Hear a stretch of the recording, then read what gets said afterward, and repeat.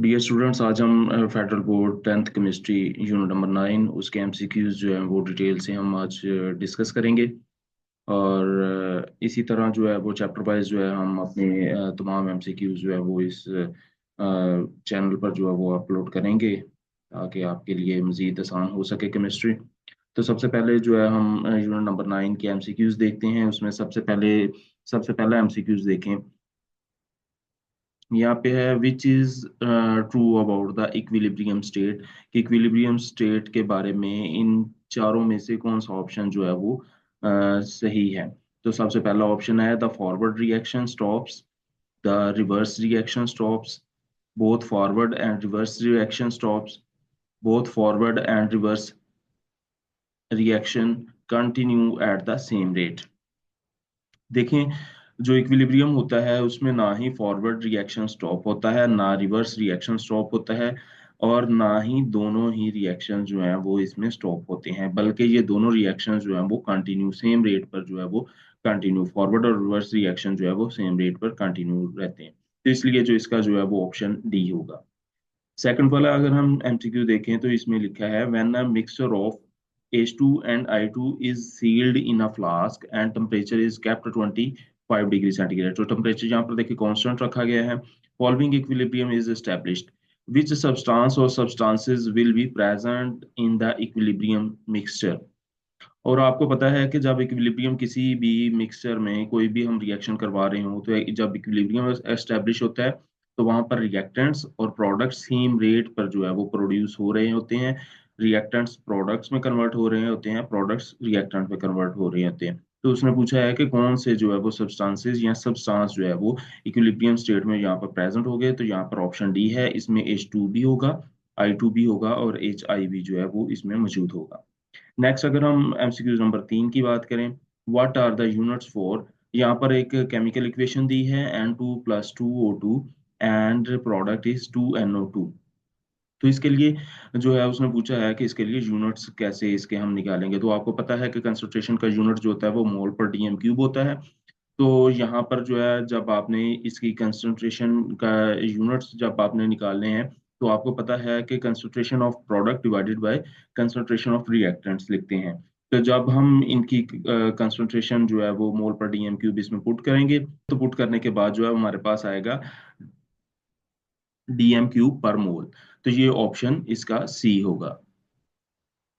Next है हमारे पास which of the following reaction will not have any unit for KC. कि इनमें से किसके लिए जो है वो केसी का यूनिट नहीं होगा। तो केसी यूनिट के लिए आपने देखना है कि यहाँ पर देखें, ये तीन केमिकल इक्वेशंस दी हुई हैं। H2CO2 and product is H2O and CO, N2 + O2, और ये प्रोडक्ट इसमें बन रही है 2NO, 2A + C and product is 3AC। तो यहाँ पर देखना है कि यहाँ पर हमारे पास प्रोडक्ट कौन सी बन रही है। तो यहाँ पर देखें, यहाँ पर उसने एमसीक्यू नंबर 4 में पूछा है which of the following reaction will not have any unit for KC. के इनमें से कौन सी इक्वेशन का जो है वो केसी का यूनिट नहीं होगा। तो यहाँ पर अगर हम केसी का यूनिट निकालें तो यहाँ पर जो है वो concentration of reactant divided by concentration of product होगी। तो जैसे ही हम जो है यहाँ पर इसकी केसी की वैल्यू निकालेंगे, तो हाँ, केसी निकालने के बाद हमें पता चलेगा कि ये तीनों की तीनों जो केमिकल इक्वेशंस हैं, तीनों के लिए केसी का यूनिट नहीं होगा। तो यहाँ पर जो है वो ऑप्शन डी जो है ऑल ऑफ दीज, इसको हम सिलेक्ट कर लेंगे। नेक्स्ट हमारे पास आ जाता है MCQ number 5, concentration of reactants and product at the equilibrium remains unchanged if. के कंसंट्रेशन ऑफ रिएक्टेंट और प्रोडक्ट जो है वो इक्विलिब्रियम पर अनचेंज रहती है तब जब उसने कहा है concentration of reactants and product is not change. जब हम कंसंट्रेशन ऑफ रिएक्टेंट और प्रोडक्ट को चेंज नहीं करते, temperature of reaction is not change, pressure of the volume of the system is not change. तो इसके लिए कौन सी कंडीशन है, इसके लिए ऑप्शन डी होगा, all of the above are observed. तो इसके लिए ऑप्शन जो है वो डी होगा। Which of the following does not happen when a system is at equilibrium. कि इसमें से जो है वो कौन सा जो है वो नहीं होता जब जो है वो सिस्टम इक्विलिब्रियम पे होता है। यानी कि ये चार कंडीशंस दी हुई हैं कि इनमें से उसने कहा है कि जब सिस्टम इक्विलिब्रियम पे होगा तो कौन सी कंडीशन जो है वो नहीं होगी। तो इक्विलिब्रियम का आपको पता है कि रिएक्टेंट्स और प्रोडक्ट्स जो है वो सेम रेट पर जो है वो रिएक्टेंट्स प्रोडक्ट में और प्रोडक्ट्स जो है वो रिएक्टेंट्स में कन्वर्ट हो रहे होते हैं। यानी कि रेट ऑफ फॉरवर्ड रिएक्शन और रेट ऑफ रिवर्स रिएक्शन जो है वो एट द सेम टाइम दोनों अकर हो रहे होते हैं। तो यहाँ पर पहला ऑप्शन देखें, फॉरवर्ड और रिवर्स रिएक्शन स्टॉप। तो यहाँ पर देखें पहला ऑप्शन ही जो है वो इक्विलिब्रियम के ऑपोजिट है। इक्विलिब्रियम में जो है वो फॉरवर्ड और रिवर्स रिएक्शन स्टॉप नहीं होता, तो यहाँ पर जो है इसका फर्स्ट ऑप्शन होगा। हम जो है वो बी सी और डी जो है ये भी ऑप्शन देख लेते हैं। इसमें लिखा है forward and reverse reaction rate become equal, obviously equilibrium equal हो जाते हैं, concentration of reactant and product stop changing. तो यहाँ पर क्योंकि जब फॉरवर्ड और रिवर्स रेट जो इक्वल हो जाते हैं तो कंसंट्रेशन में किसी किस्म का चेंज नहीं होता, reaction continues to occur in both the direction. तो रिएक्शन जो है इक्विलिब्रियम में दोनों डायरेक्शन में कंटिन्यू रहता है। तो इसके लिए जो है फर्स्ट ऑप्शन होगा। क्यू नंबर 7 में देखे, फिर फॉर विच रिएक्शन के has the unit of mole पर डीएमक्यू। तो यहाँ पर चार जो है वो इक्वेशंस दी हुई हैं। तो यहाँ पर हम देखेंगे कि अगर हमने केसी यूनिट निकालना हो तो हम concentration of product divided by concentration of reactant करते हैं। तो जो है हम अगर सबकी निकालें तो यहाँ पर जो ऑप्शन सी है इसमें जो है ऑप्शन सी में जब हम कंसंट्रेशन ऑफ प्रोडक्ट करेंगे और कंसंट्रेशन ऑफ रिएक्टेंट करेंगे तो ऑप्शन सी में जो है हमारे पास जो है वो कंसंट्रेशन मोल पर डीएम क्यूब जो है वो हमारे पास आती है। तो यहाँ पर जो है वो ऑप्शन सी सिलेक्ट करेंगे। नेक्स्ट एमसीक्यू नंबर 8 है, in an irreversible reaction equilibrium is establish quickly, establish slowly, never establish when reaction stops.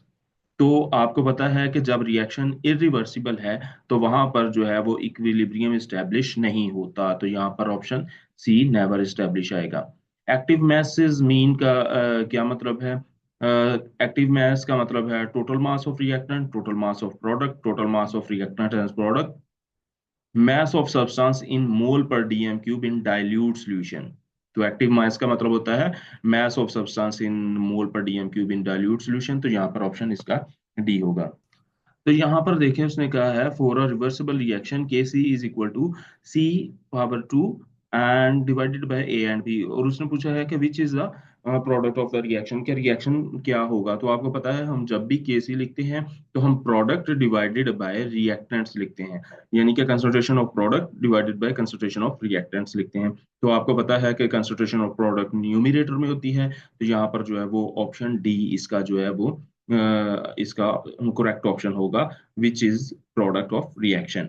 Next अगर हम बात करें एमसीक्यूज नंबर 11 की, विच of the following is not the macroscopic character of the forward reaction, के forward reaction का कौन सा macroscopic character नहीं है। तो यहाँ पर अगर हम बात करें it is return from left to right, तो ये तो इसका करेक्टर है फॉरवर्ड रिएक्शन का, क्योंकि ये लेफ्ट से राइट लिखते हैं। Reactants produce products, forward reaction में रिएक्टेंट्स प्रोडक्ट प्रोड्यूस करते हैं। Rate is fast in the beginning and gradually slow down, तो obviously it is also the characteristics of forward reaction. Products produce reactants, तो ये वाला जो है ये फॉरवर्ड रिएक्शन की कैरेक्टरिस्टिक्स नहीं है, क्योंकि प्रोडक्ट्स जो है वो फॉरवर्ड रिएक्शन में रिएक्टेंट्स प्रोड्यूस नहीं करते। तो ये वाला जो है ऑप्शन डी इसका करेक्ट ऑप्शन होगा। नेक्स्ट अगर हम बात करें एमसीक्यू नंबर 12 की, तो इसमें for a general reaction 2a plus B goes to 2c plus D, the rate of forward reaction will be equal to. तो रेट ऑफ फॉरवर्ड रिएक्शन आपको पता है, रेट ऑफ फॉरवर्ड रिएक्शन जो है वो रिएक्टेंट्स की कंसंट्रेशन पर depend करता है, और रेट ऑफ रिवर्स रिएक्शन जो है वो प्रोडक्ट्स की कंसंट्रेशन पर डिपेंड करता है। तो रेट ऑफ फॉरवर्ड रिएक्शन जो है वो के एफ कंसंट्रेशन ऑफ ए, क्योंकि ये हमारे पास रिएक्टेंट्स हैं और भी, K F concentration of A and concentration of B, ये जो है वो इसका करेक्ट ऑप्शन होगा। नेक्स्ट अगर हम बात करें एमसीक्यू नंबर 13 की, which scientist proposed the law of mass section, तो obviously CM Goldberg is correct answer. Next MCQ number 14 की बात करें, sulphur trioxide according to the following reaction, sulfur trioxide is prepared according to the following reaction, the condition for the reaction, यानी कि उसने क्या है कि अगर हम सल्फर डाइऑक्साइड और ऑक्सीजन का रिएक्शन करवा के सल्फर ट्राईऑक्साइड प्रोड्यूस करते हैं तो इसके लिए हमें कौन सी कंडीशंस रिक्वायर्ड है, यानी कि इसमें कैटालिस्ट कौन सा होगा, इसमें टेम्परेचर कितना होगा और इसमें एटमॉस्फेरिक प्रेशर कितना होगा। तो यहाँ पर जो है वो ऑप्शन ए जो है इसमें वनेडियम पेंटॉक्साइड जो है इसमें कैटालिस्ट के तौर पर यूज होगा। 450 डिग्री सेंटीग्रेड जो है वो टेम्परेचर होगा और 200 एटीएम जो है वो इसमें प्रेशर होगा। तो ये आज के फेडरल बोर्ड क्लास 10th के केमिस्ट्री यूनिट नंबर 9 के एमसीक्यूज थे। अगर इन एमसीक्यूज में अगर आपको किसी किस्म की कोई समझ ना आई हो तो आप कमेंट बॉक्स में जो है वो कोई भी क्यूरी हो तो वो आप पूछ सकते हैं।